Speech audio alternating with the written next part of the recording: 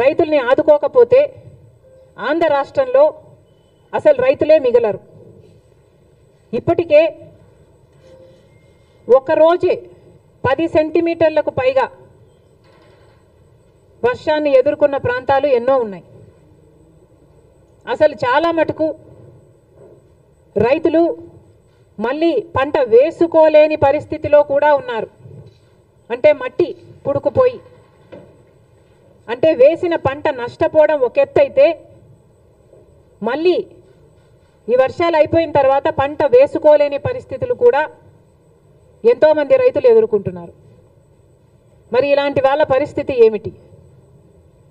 మళ్ళీ చెప్తున్నాం, కూటమి సర్కార్ అధికారంలో ఉంది. చంద్రబాబు గారు ముఖ్యమంత్రిగా ఉన్నారు. ముఖ్యమంత్రిగా ఉన్న చంద్రబాబు గారు మన రైతుల గురించి, వాళ్ళ పరిస్థితిని గురించి ఆలోచించాల్సిన అవసరం ఉంది. రైతులను ఆదుకోవాల్సిన అవసరం ఉంది.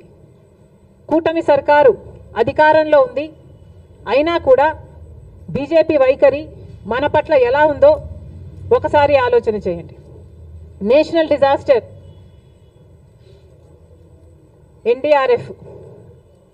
ఎన్డీఆర్ఎఫ్ బలగాలు మన రాష్ట్రాలకి ఎంతమంది వచ్చారు, ఎంతమందిని ఆదుకున్నారు? ఇదే వర్షాలు ఒకవేళ యూపీలోనో గుజరాత్లోనో పడితే అక్కడ ఎంతమంది బలగాలు ఉన్నారు? మన రాష్ట్రం అయితే ఎందుకు ఈ సవతి తల్లి ప్రేమ? ఇంకెన్నాళ్ళు? గత 10 సంవత్సరాలుగా బీజేపీ ప్రభుత్వం కేంద్రంలో అధికారంలో ఉండి కూడా మనకు ఒక్క మేలు కూడా చేయకపోగా ప్రతి విషయంలోనూ మోసం చేసుకుంటూనే వచ్చింది. మరి అలాంటి బీజేపీతో చంద్రబాబు గారు కూటమి కట్టారు. ఆ కూటమి ఇప్పుడు అధికారంలో ఉంది. మరి ఇప్పుడైనా మన రైతుల్ని ఆదుకోకపోతే మన రైతులు నిజంగానే చితికిపోతారు. దయచేసి చంద్రబాబు గారు దీన్ని ఒక మామూలు వర్షంగానో వర్షాకాలం వర్షంగానో చూడకుండా రాష్ట్ర విపత్తుగా దీన్ని పరిగణలోకి తీసుకొని ప్రతి రైతుకి ఏం కాంపెన్సేషన్ ఇస్తారు, ఎంతమంది రైతులు నష్టపోయారు, ఎన్ని ఎకరాలలో పంట నష్టం జరిగింది, ఎన్ని వేల కోట్ల ఆస్తి నష్టం జరిగింది, ఇవన్నీ వెంటనే లెక్కలు వేసి రైతులను ఆదుకోవాల్సిన అవసరం చంద్రబాబు గారికి ఉంది. చంద్రబాబు గారు పక్క రాష్ట్రంలో తెలంగాణ రాష్ట్రంలో రైతుల కోసం ఆ ప్రభుత్వం రుణమాఫీ కూడా చేయడానికి సిద్ధపడింది. మాకు చెప్పుకోవడానికి గర్వంగా ఉంది. అవతల తెలంగాణలో రేవంత్ రెడ్డి గారు ముఖ్యమంత్రిగా ఉన్నారు. కాంగ్రెస్ పార్టీ అధికారంలోకి వస్తే కాంగ్రెస్ పార్టీ రైతులకి రుణమాఫీ చేస్తుంది అని రాహుల్ గాంధీ గారు మీటింగ్ పెట్టి మరి ఎన్నికల ముందు చెప్పడం జరిగింది. ఆ వాగ్దానాన్ని ఈరోజు రేవంత్ రెడ్డి గారు నిలబెట్టుకోవడం జరిగింది. దాదాపు 40,000 రైతు కుటుంబాలను రుణ విముక్తుల్ని చేయడానికి సాహసం చేసింది రేవంత్ రెడ్డి గారి ప్రభుత్వం. ఒకప్పుడు రాజశేఖర్ రెడ్డి గారు ముఖ్యమంత్రిగా ఉండగా సోనియా గాంధీ గారి నాయకత్వంలో, మన్మోహన్ సింగ్ గారి నాయకత్వంలో దేశం మొత్తం మీద రుణమాఫీ చేసిన ఘనత ఒక్క కాంగ్రెస్ పార్టీది మాత్రమే. మళ్ళీ ఈరోజు రాజశేఖర్ రెడ్డి గారు రుణమాఫీ చేసినట్టుగానే అవతల తెలుగు ప్రజలకు రేవంత్ రెడ్డి గారు మళ్ళీ రుణమాఫీ చేయ తలపెట్టారు. అందుకు మనస్ఫూర్తిగా అభినందిస్తూ ఇక్కడ కూడా ఎందుకు చేయకూడదు అని చంద్రబాబు గారిని ప్రశ్నిస్తున్నాం. డబుల్ ఇంజన్ సర్కార్ అని మీరు అంటున్నారు. మరి కూటమి సర్కారు డబుల్ ఇంజన్ సర్కార్ అయినప్పుడు మన రైతుల్ని మీరు ఆదుకోవడంలో తప్పేముంది? మీ మేనిఫెస్టోలో లేకపోయి ఉండొచ్చు రుణమాఫీ, కానీ మన రైతుల పరిస్థితి ఏమిటో ఒకసారి కళ్ళు తెరిచి చూడాల్సిన అవసరం ఉంది. నిజంగానే మన రైతులు చితికిపోయి ఉన్నారు. అప్పు లేని వాడు లప్పు లేని రైతు లేనే లేడు ఈరోజు ఆంధ్ర రాష్ట్రంలో. ఏ రైతుని అడిగినా లక్షలలో అప్పుంది. రైతు పర్ క్యాపిటల్ డెట్ ఆంధ్ర రాష్ట్రంలో దేశం అన్నిట్లో అందరికంటే ఎక్కువ ఉంది. దాదాపు ప్రతి రైతుకి 2,50,000 రూపాయలు అప్పుంది. మరి ప్రభుత్వం ఆదుకోవాల్సిన అవసరం లేదా? ఏ ప్రభుత్వం అయితే ఈరోజు కేంద్రంలో అధికారంలో ఉందో ఆ ప్రభుత్వానికి ఆంధ్ర రాష్ట్రం నుంచి 25 ఎంపీలను, కూటమి ఎంపీలు 21 అయితే వైసీపీ ఎంపీలు 4, మొత్తం 25 మంది బీజేపీకే మద్దతు. అంటే 25 ఎంపీలను బీజేపీ ప్రభుత్వం వాడుకుంటుంది అధికారంలో ఉండడానికి. కానీ ఒక్కసారి కూడా ఒక్క మేలు కూడా గత 10 సంవత్సరాలలో చేసింది లేదు.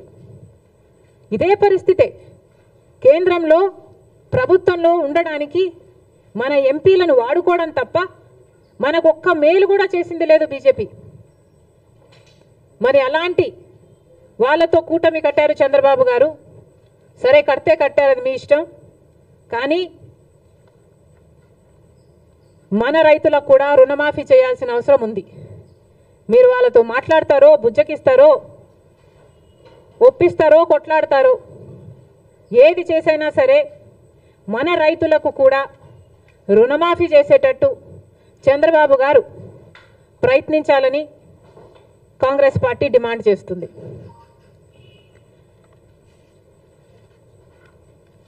ఇప్పుడు కేంద్రంలో బడ్జెట్ ప్రవేశపెట్టబోతున్నారు. బీజేపీ పార్టీ బడ్జెట్ ప్రవేశపెట్టబోతుంది. మరి కేంద్రంలో గత 10 సంవత్సరాలుగా బీజేపీ పార్టీ అధికారంలోనే ఉంది. షరా మామూలు అన్నట్టుగా వాళ్ళు ప్రతి సంవత్సరము బడ్జెట్ ప్రవేశపెడుతున్నారు. ఆంధ్ర రాష్ట్రానికి మోసం చేస్తున్నారు.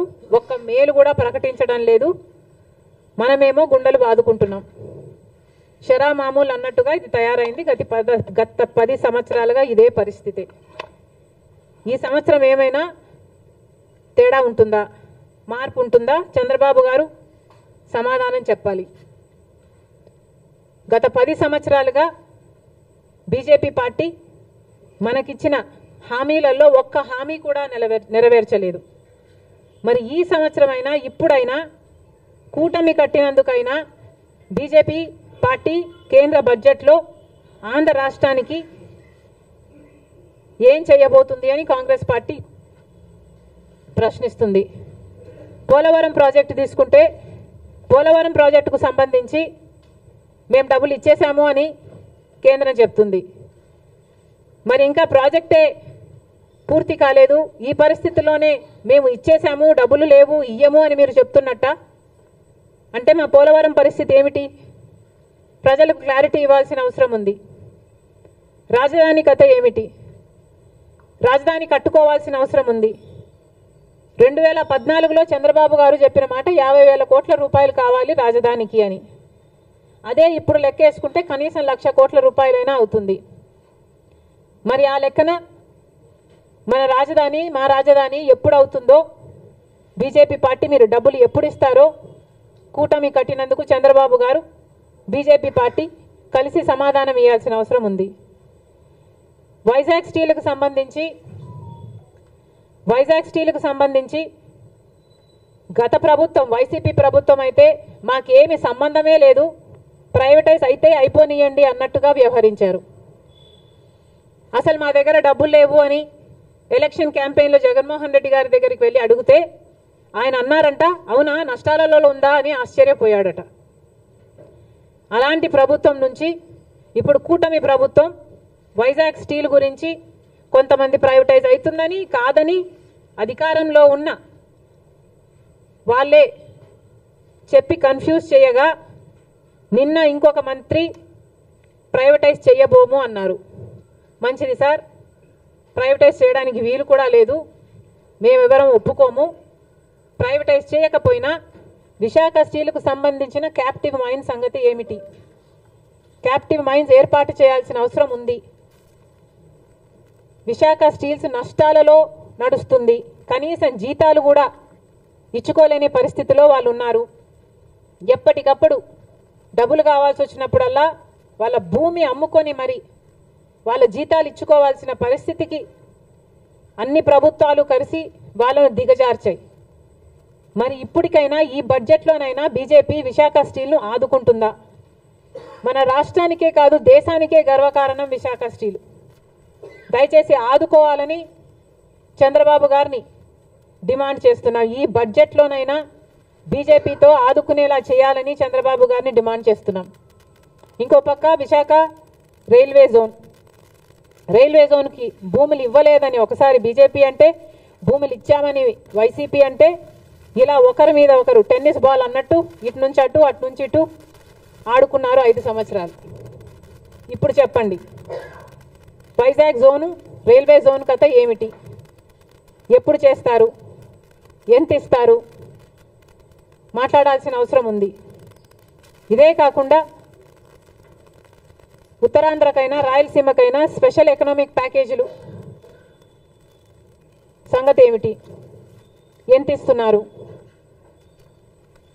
చంద్రబాబు గారు సంవత్సరానికి 1,00,000 కోట్లు ఇస్తే మా అవసరాలన్నీ తీరుతాయి నెక్స్ట్ 5 సంవత్సరాలకి అన్నట్టుగా మాట్లాడినట్లుంది. కానీ చంద్రబాబు గారిని ప్రశ్నిస్తున్నాం, సంవత్సరానికి 1,00,000 కోట్లు అంటే 5 సంవత్సరాలకు 5,00,000 కోట్లు ఇస్తే ఎలా సరిపోతుందో చంద్రబాబు గారు ప్రజలకు వివరించాల్సిన అవసరం ఉంది. ఎందుకంటే కాంగ్రెస్ పార్టీ విభజన రోజున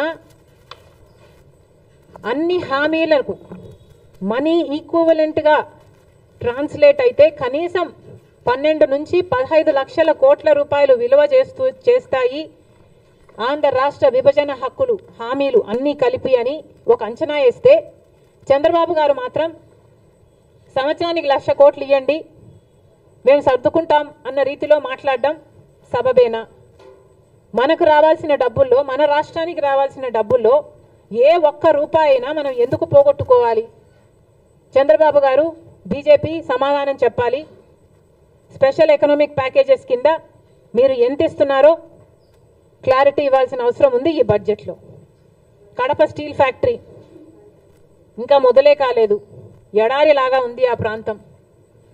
మరి మీరు డబ్బులు ఇవ్వాలి. బీజేపీ పార్టీ బడ్జెట్లో ఏం కేటాయిస్తుందో దానికి కూడా క్లారిటీ ఇవ్వాలి.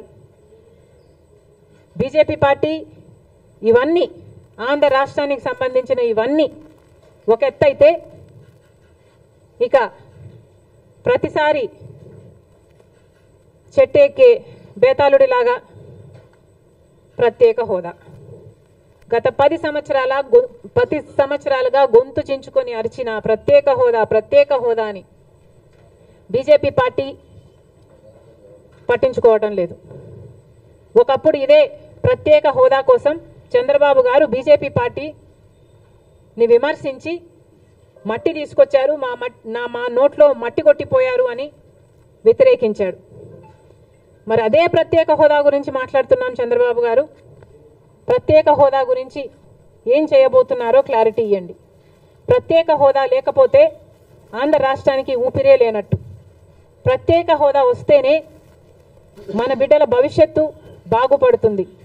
గత 10 సంవత్సరాలుగా చూసాము, మనకు ప్రత్యేక హోదా లేదు. ఈ ప్రత్యేక హోదా లేకపోవడం వల్ల కనీసం పట్టుమని కొత్తవి 10 పరిశ్రమలు కూడా రాలేదు ఆంధ్ర రాష్ట్రానికి. మరి ఇలాగే పోతే ఆంధ్ర రాష్ట్ర బిడ్డల భవిష్యత్తు ఏమైతుందో అందరూ ఆలోచించాల్సిన అవసరం ఉంది. ప్రత్యేక హోదా వస్తేనే మనకు రాయితీలు వస్తాయి, ట్యాక్స్ బెనిఫిట్స్ వస్తాయి, సబ్సిడీస్ వస్తాయి.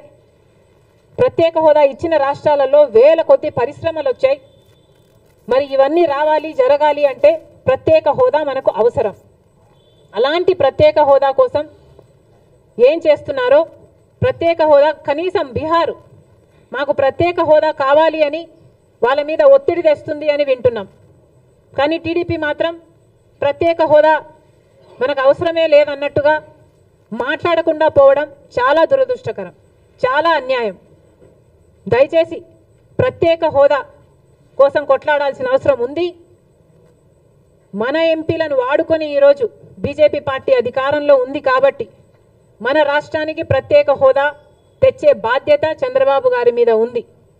ఏ మోడీ గారైతే తిరుపతికి వచ్చి 5 సంవత్సరాలు కాదు 10 సంవత్సరాల ప్రత్యేక హోదా ఇస్తాను అని మాట ఇచ్చారో ఆ మాటను ఇప్పటికైనా నిలబెట్టుకోవాల్సిన అవసరం ఉంది అని కాంగ్రెస్ పార్టీ డిమాండ్ చేస్తుంది.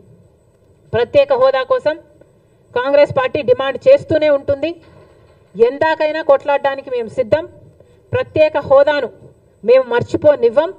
ప్రత్యేక హోదా ఆంధ్ర రాష్ట్రానికి ఊపిరి లాంటిదని మరొకసారి ఆంధ్ర రాష్ట్ర ప్రజలందరికీ మాటిస్తున్నాం. ప్రత్యేక హోదా కోసం కాంగ్రెస్ పార్టీ కొట్లాడుతూనే ఉంటుంది. Thank you.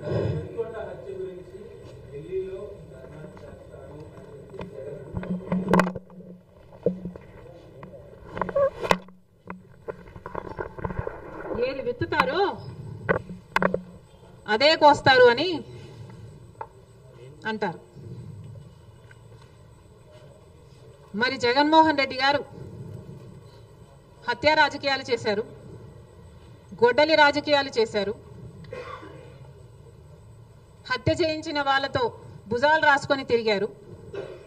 సొంత చెల్లెళ్ళకే వెన్నుపోటు పొడిచారు. 5 కోట్ల మంది ఆంధ్ర రాష్ట్ర ప్రజలకు బీజేపీ పార్టీకి ప్రత్యేక హోదాను తాకట్టు పెట్టారు. ఈరోజు జగన్మోహన్ రెడ్డి గారు ఢిల్లీలో ధర్నా చేస్తారా? ప్రత్యేక హోదా కోసం ఎందుకు చేయలేదండి ధర్నాలు?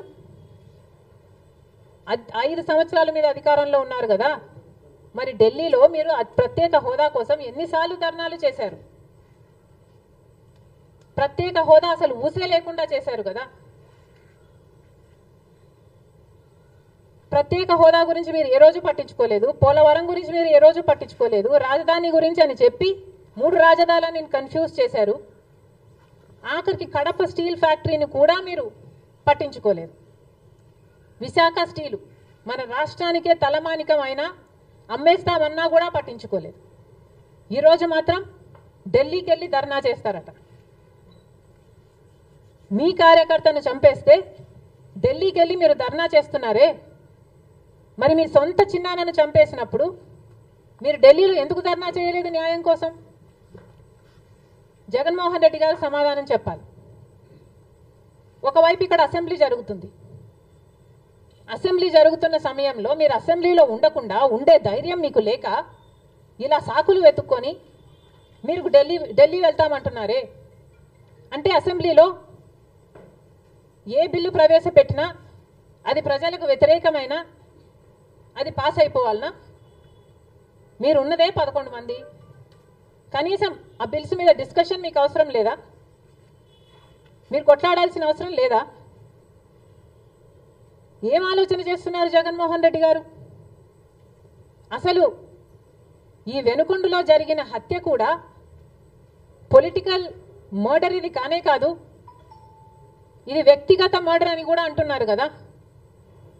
మేము ఏదో సాక్షి మీడియానో లేకపోతే టీడీపీ మీడియానో పట్టుకొని మాట్లాడడం లేదు. మా ఎంక్వైరీలు మేము చేసుకొని న్యూట్రల్ మీడియాతో లోకల్గా మేము మాట్లాడిన తర్వాత మేము వచ్చిన కన్క్లూషన్ ఏమిటి అంటే ఇది వ్యక్తిగత మర్డర్. మొన్నటి వరకు కూడా హత్య చేసిన వాళ్ళు, హత్య గురైన వాళ్ళు ఇద్దరూ వైసీపీతోనే ఉన్నారు. మరి అలాంటప్పుడు ఇది పొలిటికల్ మర్డర్ ఎలా అవుతుంది? ఈ పొలిటికల్ మర్డర్ అని మీరు చెప్పి మీరు ఢిల్లీకి వెళ్ళి ధర్నా చేస్తున్నారా? దేనికి? మీ ఉనికి కాపాడుకోవడం కోసం, మీ పార్టీ కోసం అని చెప్తున్నారు. ప్రజలు ఏం ఆలోచిస్తారు? ఈరోజు వరదలు వస్తున్నాయి మన రాష్ట్రంలో, వారిని వెళ్ళి పరామర్శించాలని మీకు అనిపించలేదు. కానీ వ్యక్తిగత మర్డర్లో మీ పార్టీకి సంబంధించిన ఇద్దరు కొట్టుకొని చచ్చిపోతే ఈరోజు మీరు ఢిల్లీకి వెళ్ళి ధర్నా చేస్తారా? ప్రజల కోసం మీరు ఎందుకు నిలబడలేదు? మీ పార్టీ వాళ్ళు ఓటేస్తే మీరు గెలిచారా? మీ పార్టీ వాళ్ళ కోసమే మీరు ముఖ్యమంత్రి అయ్యారా? 5 సంవత్సరాలుగా మీరు ప్రజల కోసం పనిచేయలేదు, కానీ ఈరోజు ఢిల్లీకి వెళ్ళి ధర్నా చేస్తారట. సిగ్గుండాలి కదా. కానీ ఈ విషయంలో పోలీసులను కూడా అడుగుతున్నాం. నడి రోడ్డు మీద ఇలా హత్యలు చేసుకుంటుంటే పోలీసులు ఏం చేస్తున్నారు? ఆంధ్ర రాష్ట్ర పోలీసులుగా మీ బాధ్యత కాదా లా అండ్ ఆర్డర్ మెయింటైన్ చేయడం? ముఖ్యమంత్రి గారు, డిప్యూటీ ముఖ్యమంత్రి గారు చంద్రబాబు గారు, పవన్ కళ్యాణ్ గారిని కూడా ప్రశ్నిస్తున్నాం. మీ హయాంలో నడి రోడ్డు మీద ఇలా మర్డర్లు జరిగితే మీరు బాధ్యులు కారా? మీకు ఆపాల్సిన బాధ్యత లేదా? లా అండ్ ఆర్డర్ ఉన్నట్టా చచ్చిపోయినట్టా మన రాష్ట్రంలో? మళ్ళీ చెప్తున్నాం, మీరు జోక్యం చేసుకోండి, ఇలాంటివి కాకుండా చూసుకోండి. పోలీసులు కూడా అప్రమత్తంగా ఉండాలి. ఈ లా అండ్ ఆర్డర్ సిచ్యువేషన్ని కంట్రోల్ చేయాల్సిన బాధ్యత పోలీసులకు ఉంది.